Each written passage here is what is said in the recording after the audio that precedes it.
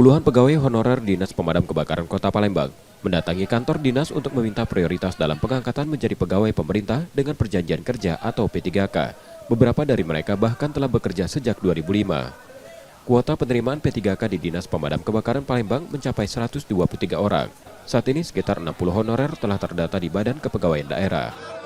Jadi kami di sini, ya, teman-teman di sini bukan menuntut hak untuk diangkat.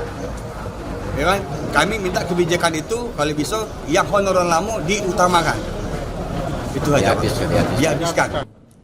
Terkait aspirasi tersebut, pihak dinas berjanji akan berkoordinasi dengan BKPSDM untuk memastikan honorer lama mendapat prioritas. Kami akan menyurati untuk menyampaikan aspirasi dari pegawai untuk dimintakan para non-PNS ini menjadi prioritas. Tapi kan silakan lagi BKPSDM melihat aturan dan ketentuan yang ada. Dinas Pemadam Kebakaran Kota Palembang mengungkapkan sebenarnya masih membutuhkan sekitar 500 pegawai lagi. Nur Muhammad, Kompas TV, Palembang, Sumatera Selatan.